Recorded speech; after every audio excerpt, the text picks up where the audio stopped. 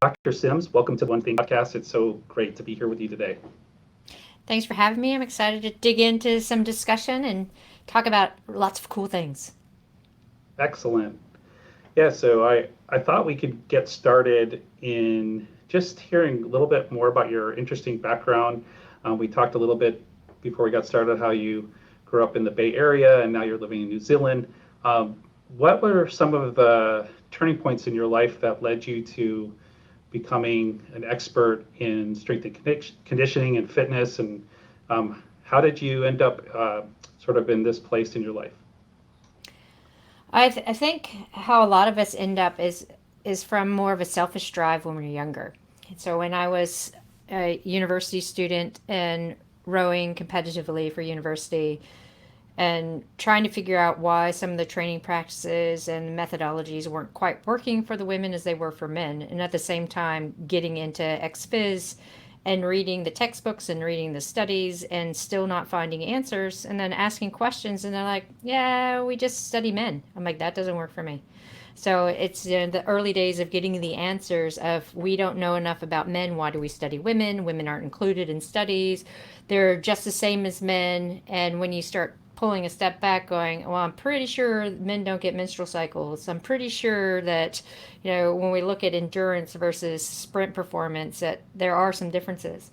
So it was that kind of drive from both as an athletic standpoint, but also as a interested young asking why academic that kind of drove me down this path to really dig in and find out what are the differences, but then disseminate it out. Because there's a lot of good it does for me to have it in my brain if it doesn't work to like push it out and enhance other people's lives. Wonderful.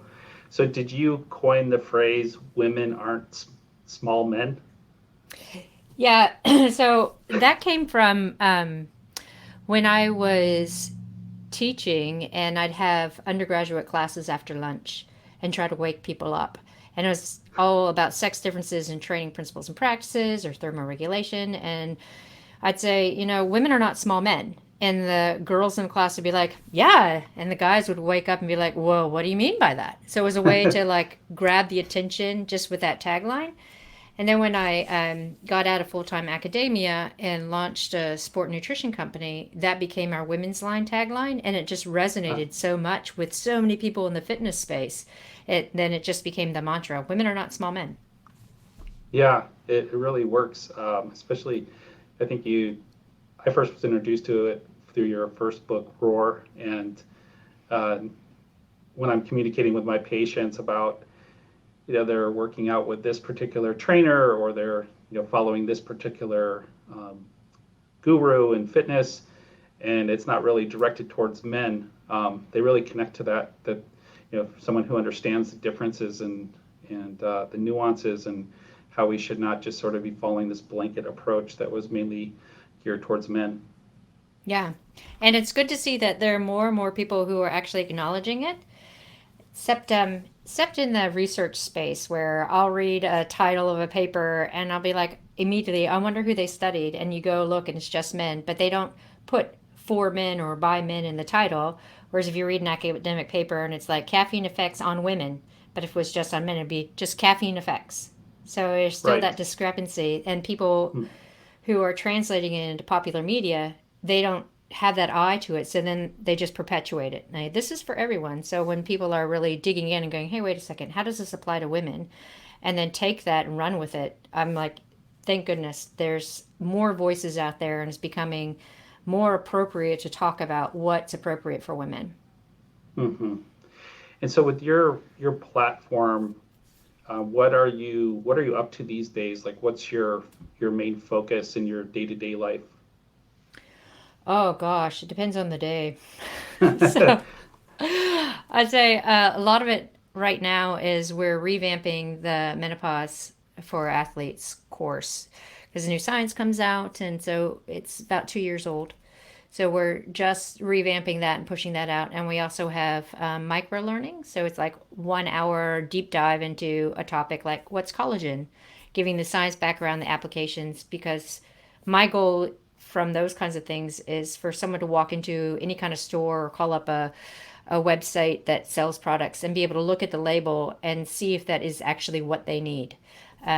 So really kind of get deep dive information out in small doses and then have the bigger information in the courses. So that's kind of the Dr. Stacy Sims ethos thing. But then I have a lot of research projects going as well with PhD students in industry. So we're doing ACL rehabilitation based on menstrual cycle phase. We're looking at sex differences in concussion, how to come back from that. Looking at gut microbiome changes in athletes. What else are we doing?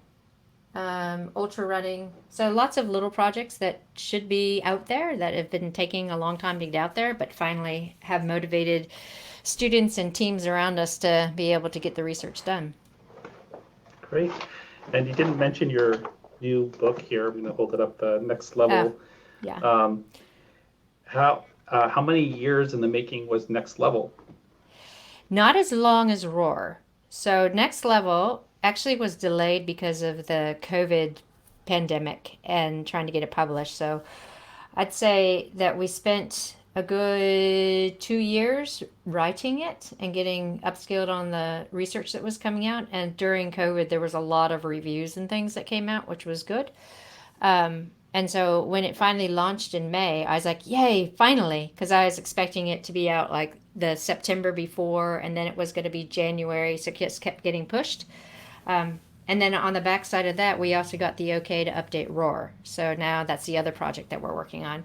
Because Roar was launched in 2016, and there's a lot of things in there that should be updated with regards to new turnover science, not basic physiology. So after Next Level and pushing all of that, then we're got the okay to update Roar, which is exciting. Excellent. So we started our conversation offline talking about how a number of people that I've worked with, I've turned towards your work that were first introduced through Roar, and now a number of those patients of mine are going through the menopausal transition, and there's tweaks and nuances to the menopausal transition that they're needing to learn. And that's kind of how we got together, is to sort of talk about the menopausal transition and how your work has started to highlight the differences between that part of life and other parts of life. And I'd love to just kind of go into some basic overview about the menopausal transition, and maybe why is it so challenging metabolically for women? Yeah, a lot of people forget about puberty when we start looking at this. Like when girls go through puberty, they have all sorts of body composition changes, and it ends with having a menstrual cycle. Now, the other end of the reproductive years is when these hormones start to flatline. So if we think back to puberty and how all these hormones affected body composition, muscle integrity, cognition, reaction, all of those things, it stands to reason that when those hormones start to flatline, all those systems are affected as well. And it is. We're looking at, the epigenetic exposure of hormones and how that causes changes. So when they start to flatline, your systems are like, hey, wait a second. What's happening here? So we have estrogen, progesterone withdrawal responses. So if we're looking at what's happening from a metabolic standpoint, we know that estrogen is directly tied to the myosin filament of actin myosin, and it's responsible for strong muscle contractions.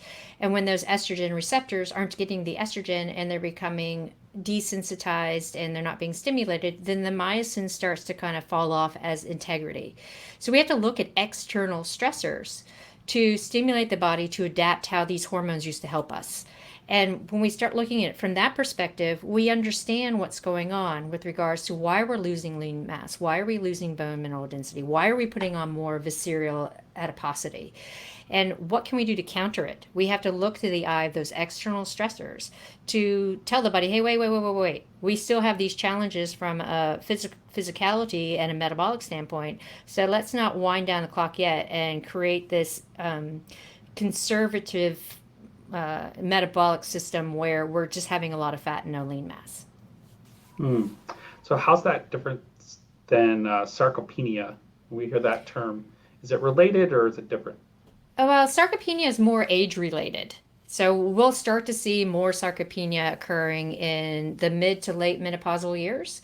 And that is definitely wasting of muscle tissue and having more fatty acid and fat deposits within the muscle. But when we're looking at the menopausal transition, we are starting to lose lean mass, but it's not being replaced with fat cells. It's just being lost because we need amino acids and we don't have as much of a muscle protein stimulus. We become more anabolically resistant to building lean mass and that MPS stimulus. So we don't have to fall into the idea that we're all going to become sarcopenic because it is a different pathway.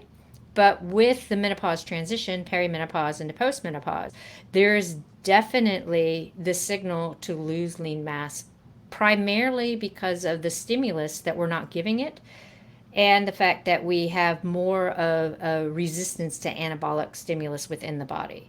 So we need to look at what kind of training can we do. Definitely resistance training, heavy resistance training, and increasing protein. We need more protein and more amino acids to overcome that anabolic resistance because we need a different threshold. So if we're looking at what are we doing and what kind of different thresholds we have for amino acid circulation, then we can promote lean mass development and we can slow down the rate of loss. Matter of fact, we can actually build mass if we're eating appropriately and taking care of our bodies in the way that it needs to at this transition. Okay. So from a bird's eye view, the muscle's not getting the same stimulus that the muscle fibers are not getting the same stimulus as they would have maybe 5 or 10 years prior. And because of that, the metabolism is changing and shifting. Absolutely. Yeah.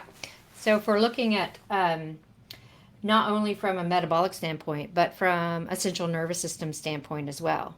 Because when we're looking at what exactly is happening when we start having the downturn of our hormones, we're having changes within the hypothalamus. So we're having changes within the sensitivity of our estrogen receptor sites as well as the density of them. So it is a central nervous system as well as a metabolic response. So again, it's like, what are we doing to actually stimulate the hypothalamus to be like, hey, wait a second, we still need this. We still have these things coming in and we still need luteinizing hormone and we still need the ability for muscle protein synthesis and we still need the ability for thermoregulation. I love that you bring that into the conversation because so much of what changes is seemingly motivation or lack of oomph, as it's kind of described, and sort of like a loss of drive and that ability to kind of just push through, whether it's your training session or just like desire to train hard. And Yeah. I'm interested in hearing a little more about that connection. Yeah, so we often say it's like brain fog, right? And there's a couple of things to kind of unpack here. Um, we look first at sleep, right? So we're looking at the menopause transition and how sleep architecture changes. So we're seeing that the way estrogen and melatonin interact, it's not the same when we start having more estrogen dominance or a change in the ratio of estrogen and progesterone. So we're not getting the dopamine and the melatonin we need to get into that proper sleep architecture. So we have greater sympathetic drive. We also have more aspects of sleep deprivation. And women are walking around feeling very tired but wired. So we have that aspect of sleep. But then when we look from a neurotransmitter point of view, when we look at estrogen, and estrogen readily crosses the blood-brain barrier, and when it gets into more elevated aspects within the brain, it not only increases the density of serotonin receptors, so it makes the brain more sensitive to serotonin, it also upregulates and allows more serotonin to be produced, as well as stops it from being degraded. So when you have a lot of serotonin coming up, and then all of a sudden an estrogen falls, and you have a serotonin dump, you have all these mood changes. And it can be anxiety, it can be lack of oomph, as you say, it could be depression, it can be a lot of things from these neuromuscular or neurotransmitter aspects. And we also have a downregulation of dopamine that happens when estrogen is fluctuating so much. So it's not surprising that we're having sleep interruption, we're having mood disorder and mood changes. And we also are looking at women at a time in their lives when they're super busy, when they have either young kids or teenagers, older parents. They might be coming at the cusp of their career, or they're supporting their partner who's coming at the top of their career. So there's a lot of endemic stress around it too. So when your body is already in that sympathetic drive from changes that are happening with elevated cortisol and neurotransmitter changes, and then the external stressors that create another layer of sympathetic drive, it's really not surprising that women are in this state of, I'm not motivated, I'm tired, I can't train. When I do train, I'm not seeing any results, and I'm just in this downward spiral. So we Yeah. can sit here and completely unpack it and give steps of, like, how do we get through this? What do I do? Yeah, I love that you talk about the word fluctuating, because that's exactly how I would describe this transition. It's just one big state of fluctuation, because one month your hormone levels might be sitting okay and you might be hitting like an uptick, and then the next 2 months they might be shifting into further into the transition, and then they make a rebound the fourth month.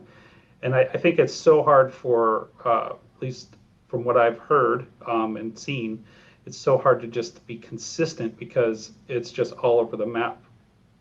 Absolutely. When we look at graphs that have been presented, so you have like your nice little normal menstrual cycle with the upsurge of estrogen and progesterone, and then it comes down, you have the bleed phase. And so it's really regular.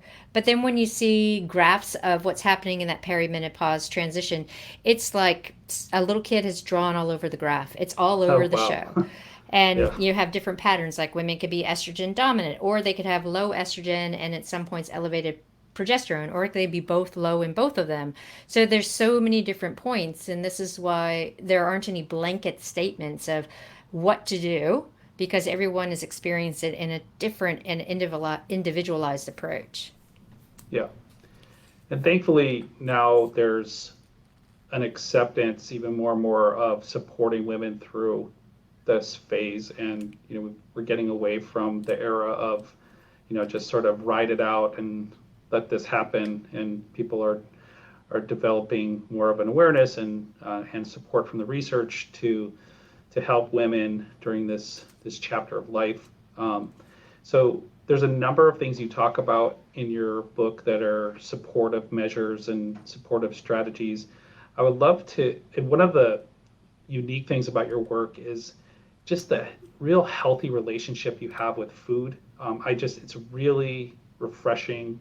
And one of the main reasons I refer people to your work is that I will say that jumps out so strongly. Can you talk about what was some of the moments when you started to see how much nutrition, sort of plays a role, and how undernutrition was sort of was problematic? Yeah, so this also stems from early days, because when I was in high school, I swore to my parents, I'm like, I'm going to be a chef, because I was living in San Francisco, and you're in that bubble of sustainability before it became like trendy to be sustainable. And I was a little bit green, working for Friends of the River and just a whole bunch of stuff, and understanding the agriculture and the nuances of how good food actually nourishes the body. Like, I was right next to Green's Restaurant, which is one of the first vegetarian restaurants, but it wasn't about being vegetarian, it was about being sustainable and nourishing your body. So then as I got into athletics, and my parents are like, no, you can't be a chef, I was like, wait a second. In order to, like, be healthy, you have to have good food. And being surrounded by endurance athletes and seeing, the disordered eating, or people trying to out train a bad diet, I was like, this doesn't work. And then you start hearing these stories about women who have been amenorrheic for most of their collegiate years because they're trying to be runners or rowers or whatever it is, and they're always injured. So when you start really digging into it and understanding the physiology behind it, you're like, well, of course you need to eat, because your body isn't an algorithm that's like, I need X amount of calories every day. You have fluctuations because some days you're more active than others, but you do need a baseline intake just to exist. And when we see online calculators, and you're working with people who are like in the bodybuilding and fitness world, and they're dropping calories down to 1,000 or 1,100 calories a day, it's like, wait a second, that's not even enough to feed a toddler. when you're thinking about all the systems in the body. And if you're not eating enough, then again, hypothalamus is like, wait, what's going on? Like, we don't have enough nutrition coming in to support all the systems of our body. We must need to be conserving. So you'll see people who are under eating and their body starts to break down because the body is like, I need stuff to keep going. So I'm going to break down lean mass. I'm going to break down bone. I'm going to stay in this catabolic state, and I'm going to store everything that's coming in as fat. And when we're looking at active women who start to experience that, unfortunately, coming from like the 80s mentality of calorie in, calorie out, then we get into this whole quagmire of I need to exercise more and eat less, which then compounds the situation. So when we look at the nutrition standpoint, I always look at it as what would you do for your child? Would you starve your child? Probably not. You want them to be able to grow and flourish, and you want good food around them, not packaged stuff. So, why are we not doing that for ourselves? Why are we not supporting our body and our tissue growth with good food for ourselves? And when we start talking about it from that more holistic standpoint, the people get it. They're like, oh yeah, I wouldn't make my child go all day on a cup of coffee and a protein bar. So why am I doing that to myself? Yeah. Yeah, I like the lens of looking through it from a standpoint of like performance, like how nutrition helps you perform better in life, versus, you know, just focusing on physique alone. If you're not able to go to the gym or go out for a hike and have the energy to actually perform, it's questionable of that strategy. It's Yeah. I was in a conversation yesterday with a couple of friends, and one of them is working for a training company, so like online training platform, and the issue of weight management comes up. And I was like, I don't like that whole conversation because then people's objective and goal becomes losing weight and weight management, where they forget to have fun. And they forget that if they plan and they follow the plan, then body composition change is the positive outcome of it. It's not the focus. So if you're focused on getting strong, getting better sleep, maybe fueling for your workouts, all of those things are going to feed forward because you're going to be able to take on more stress. If you're able to take on more stress, your body adapts. If your body adapts, you get fitter. And it also is like, well, if I'm getting fitter and I'm stronger, then body fat kind of comes off, and we start to see body composition changes, not weight on the scale. I hate it when people are all so focused on weight on the scale because it does not represent what's going on within the body. So we follow a plan. You follow a plan. It might be undulating every 3 weeks, you're changing something, but maybe for these 3 weeks, I'm focusing just on strength. And then I have a little bit of a break, but it has to be fun, especially when we're not being paid because we're not professional athletes. We're doing this because we want to better our health, we want to have fun, we want to be social. So if it's not fun and you're so focused on numbers, then it's not going to be beneficial. It's going to seriously degrade mental health, and you're going to get so frustrated when you're not seeing outcomes that you want. Yeah. Yeah, so let's unpack a few of these principles with nutrition. You talk a lot about the importance of protein and also nutrient timing. Maybe just sharing a little bit about those. You already did talk a little bit about the importance of amino acids, and it relates to menopause. Maybe tie in some of that with the menopause's protein and nutrient timing, and how that plays a role. Yeah, so I'll start a little bit with the nutrient timing aspect, and it's more important for women to understand that we do better in a fed state. When we're looking at sex differences from birth, we have distinct differences within the muscle that allow us to already be super endurant and be able to burn a lot of fat for fuel. So we look at fasted training and getting blood glucose control and better cognition and that parasympathetic outcome. That's all based on male data. When we start looking at what's happening for women, we start seeing glucose intolerance. We start seeing more of a sympathetic drive. We see a greater amount of visceral adiposity. So when we're talking about timing of our food, we want to think about it as how are we fueling for the stress in the day. So if we get up and we're like, I have to do this training session, even if it's only 20 minutes, and you're like, I only have 20 minutes, it's not on the back of a black cup of coffee. It might be coffee with some protein in it or half a banana in your coffee, so that you are signaling to the hypothalamus, yes, there's some nutrition coming in, and then you follow it up with breakfast. So then the hypothalamus is like, oh, that was a strong stress, but I can overcome it and I can start repairing because I have nutrition coming in. Whereas if we look and women who get up early and they do the black cup of coffee and they go do their training session and then they don't eat because they're busy trying to get the kids out the door and they're delaying and delaying and delaying and they finally have food at like 10 o'clock. You have this huge window where the signal to the brain is breakdown, breakdown, breakdown. You're staying in this catabolic state. And the hypothalamus is like, I need to conserve. So it's effectively reading you as being in low energy availability. And we've talked about that. If you're in low energy availability, thyroid goes down, you have endocrine dysfunction, immune system gets a hit. So we start really focusing on, okay, what do we need to do for the day? How do we get through this? We fuel for the stress at hand, both exercise and life stress. And then if you want to play around with some of the trendy fasting stuff, then it's stop eating after dinner and then eat at breakfast. So you have a good 12-hour window. And that's how the body should work anyway, because we're talking about circadian rhythms, and your body needs fuel when it's awake in the day, and maybe not so much while it's sleeping and trying to ultimately repair. So we talk about that nutrient timing. It's so important for women to fuel for what they are doing to get outcomes, both from being able to increase parasympathetic drive and get out of that sympathetic state, as well as to garner the adaptations from the physical activity that they're doing. When we talk about protein in the menopause transition and postmenopause, as I said, our tissues are becoming more anabolic resistant. So that means that we're not able to really read the signals for building tissue, especially lean mass. So when we talk about protein post-exercise and we see research that's saying, hey, chocolate milk is great, it's great if you're a young man, but it's not enough protein for women. We need 30 to 40 grams post-exercise in order to reach that leucine threshold to trigger muscle protein synthesis, especially for having these perturbations in estrogen because of that downregulation of estrogen receptor sites, as well as a downregulation of insulin growth factor 1, which is also important for muscle protein synthesis.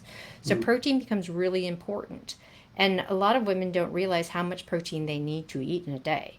So instead of giving a blanket, hey, you need 2 grams per kilogram of body weight, we go, okay, at every meal, you need 30 to 35 grams. Every snack, around 15 grams. And if you have a big training session, you definitely want to hit that 30 grams post-exercise. And when people start looking at it, it's like, that's doable. That's doable. Because, a serving, about a 25 gram serving, is about the size of your palm. So you're like, okay, I can do that. And then I can add some more things. It's easy to hit that 30 grams for a meal.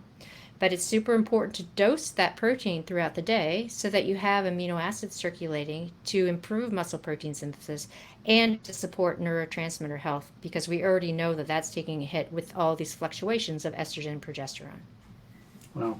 Wow, that was amazing. Thank you. I'm sort of speechless after hearing all that.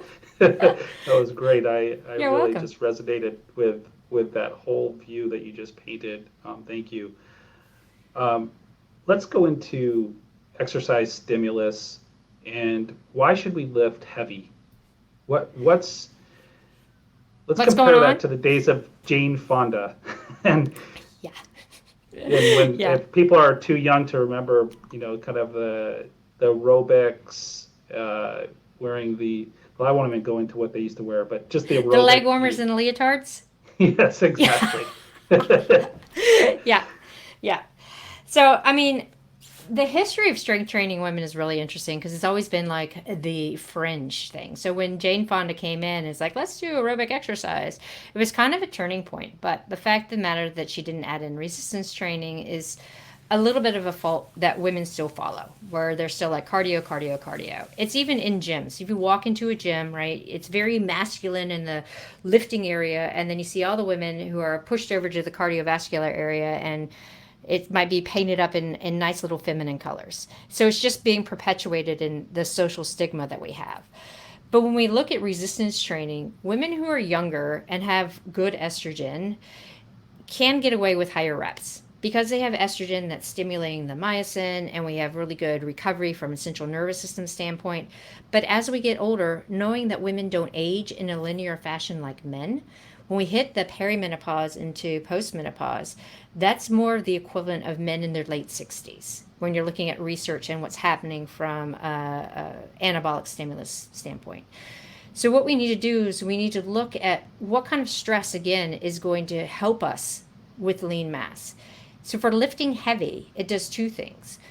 One, it stimulates the neuromuscular system to have a very strong nerve reaction to come down and try to recruit as many fibers as possible to overcome that load to lift it. If you're getting that stimulus, then you're getting more fibers involved, which maintains the integrity of those fibers. Not only that, when you're doing that strong load, you're also getting the signal that, hey, we need myosin to work really well, because a muscle contraction is actin, myosin coming together and linking and then releasing. So if we don't have really good myosin, then we're not going to have a strong contraction. So both of those two aspects get stimulated through heavy lifting. And women do better with power type lifting anyway, and not endurance type lifting, regardless of age. But like I said, when you're younger, you can get away with body weight stuff and the high reps, and you're not going to get overly big because most women don't eat enough anyway. But as you get into perimenopause and older, you definitely need to focus on the power type training, the 3 to 5 sets, 3 to 5 reps, 3 to 5 minutes recovery in between, because you want it from a neuromuscular standpoint, not a cardiovascular workout. And that's how we can start to overcome a lot of this anabolic resistance, build and maintain our lean mass. Yeah, it's wonderful. I love how most of what we've talked about so far, if we've kind of dialed it down between the nutrient timing, the protein, the heavy, lifting heavy, all of it is contributing and preventing some of the sequelae of some of the problems that can develop in menopause, like osteoporosis. And so this is what we're talking about is helping bone health as well, and preventing falls and Yeah. preventing fracture. Yeah. And I mean, there have been a couple of studies that have come out recently looking at the heavier lifting power based stuff in older women who are 70 and older. And when they switch away from the light 10 to 12 rep and put in the heavier 3 to 6 rep, not only do they build lean mass at that age, but they also have better coordination and balance. So if they happen to accidentally step off a curb, they don't fall and break something. So it's that reaction time that you also get with that neuromuscular connection. Right. Yeah. And I think what's been remarkable to see is, I think when powerlifting first came into the kind of lay world with like CrossFit and those types of things, there was tons of injuries and people were just doing all the lifts wrong. And I mean, they would be excited about their new program because it's exciting, and there was camaraderie, and then they get injured 2 weeks later. Now I think it's really matured, and there's some real more education about how to learn heavier lifting strategies and powerlifting. And I think that's really important for listeners, is just to not jump right in if you've never done this stuff, because the shoulders need to have mobility, the hips need to have mobility, and you can really if you're doing this stuff on tight muscles, it's not as safe. No, we always say, I don't want any, well, we as in the team around us, right? We're like, I don't want anyone to go into the gym and try to deadlift 100 kilos. Like if you've never seen a bar before, we want to look at it as the eye to health, where you're taking a good month to 2 months for mobility, learning how you move, seeing where your muscle patterns are, getting that brace stability so that when you do start adding load, your joints and your muscles can respond to that load. So it's a phase in for lifting heavy. It's a phase in for resistance training, because the last thing in the world I would want is someone to go in and try to do heavy lifting, get injured, and then never want to do resistance training again. Because it is a really good central nervous system, and it's a way to really emphasize not only the strength component, but the after effects of growth hormone. You have an anti-inflammatory response, antioxidative response, and you have a greater parasympathetic drive for better sleep. So when we're looking at heavy lifting, it's more than just in the moment. It's that long term, let's work on that mobility and that movement and then add the load. Yeah.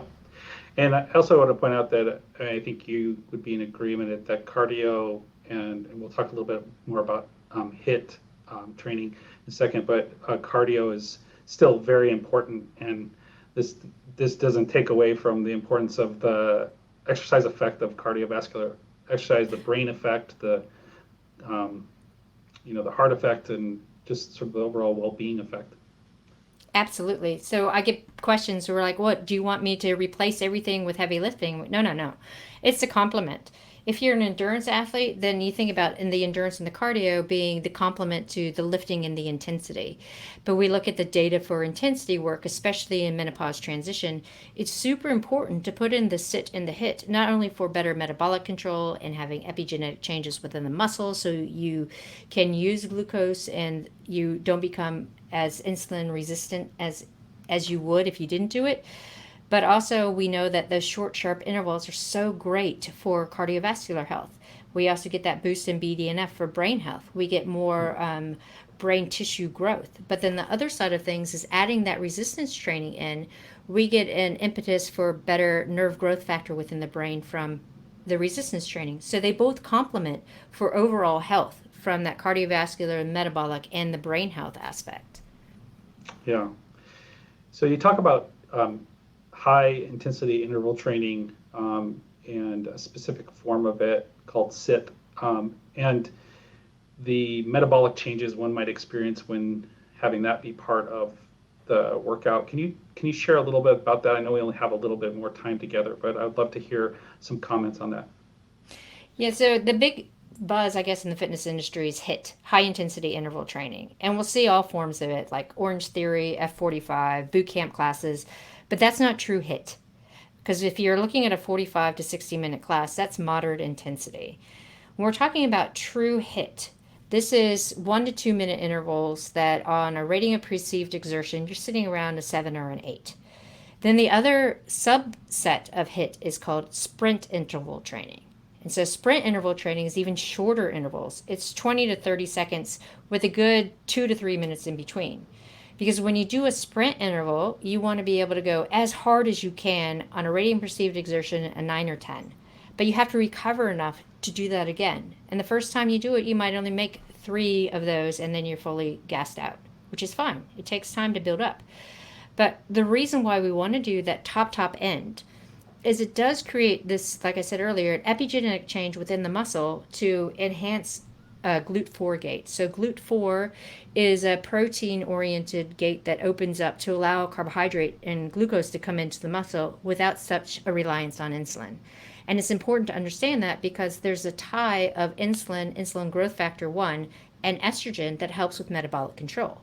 So as we lose estrogen, we're also losing one of the pathways for that metabolic control. So if we're using the sit, then it is a way of having external stress to help what estrogen used to do. If we're looking at HIIT training, so that's longer intervals and maybe a 2 to 1 recovery, so 2 minutes on, 4 minutes off. That's another way for metabolic control. It's above threshold, and you're telling your body how to maintain the power and to maintain the speed aspect that we lose as we get older, especially women who then, we lose our hormones and we default to that long, slow distance.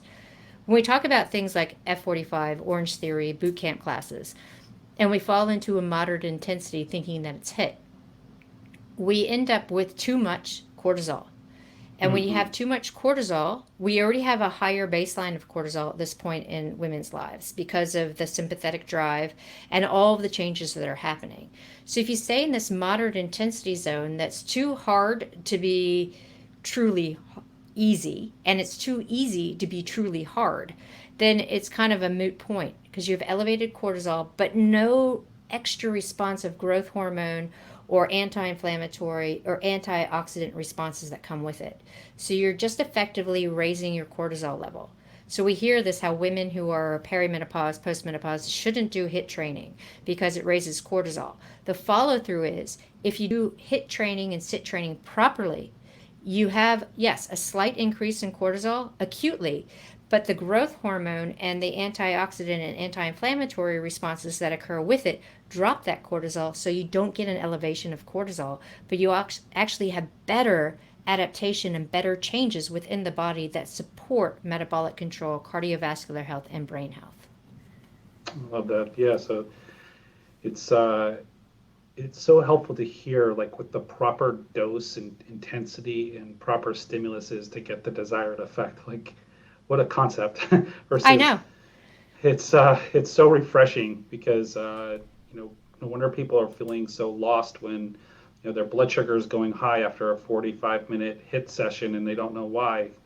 Well, their cortisol is going high, and there's just so much that we just don't know until you really study this like you do. And I really appreciate you sharing those details with us. It's very helpful. Yeah. Like I have people who are, oh well, I can't work out for an hour. I'm like, you don't need an hour. Like you could do a heavy lifting session followed by a sprint interval session, done and dusted in 30 or 35 minutes. Because if you're doing the heavy lifting properly, you might be doing two exercises. So maybe you're doing uh, box squats and then single leg lunges. That's it for heavy lifting because then your central nervous system is taxed out. And then you hit the bike or the treadmill or the rower and you do a couple of 20, 30-second bursts.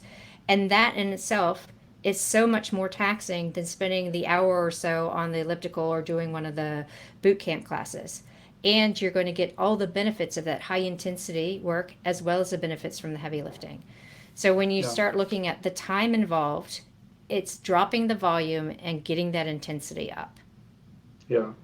So I have this love of jump roping as a form of exercise. Am I completely off with that, or is it what I think it is? It's great. One, it's high intensity. And two, it's multi directional stress for your bones. And we know that to improve bone health, running isn't enough. You need that multi directional stress from jumping. So, jump roping or plyometric work is fantastic for bone health. And then you also get an increase in your tendon and ligament and muscle strength too. Yeah. I there was a guy when I was way back in the day when I was a personal trainer. There was this 90-year-old man that would come in and jump rope every day. And as I'm approaching, getting closer and closer to his age, I'm like, I'm gonna be that guy. Just keep jump Definitely. roping. Yeah, exactly. Exactly. Not in Richard Simmons shorts, but you know. No, no, no. We got a little cooler, so we think. Yeah, um, exactly. so I would love to just wrap up here with just some closing thoughts. And if people are inspired to follow your work or continue on this journey of learning with you, what would they do next? Well, there's a couple of ways about it. Like you can go to our website, drstacysims.com, so it's the DR, and sign up for our newsletter, and you get free information every couple of weeks. It keeps you kind of in the realm of what we're doing with regards to new microlearning topics, courses, different seminars and things. Or you could just follow me on social media, which is Facebook and Instagram, Dr. Stacy Sims. And that gives you little hits of information every day. And we also say, hey, this is coming up. Maybe you're interested, and we can keep you in the loop that way too. Excellent. Well, thank you for your time, Stacy. This has been so fascinating. I'm gonna have to listen to this like 4 or 5 times Awesome. to integrate it. That's my favorite kind of podcast. And thank you once again for your generosity. Yeah. Thanks for having me. It's been fun. You're welcome.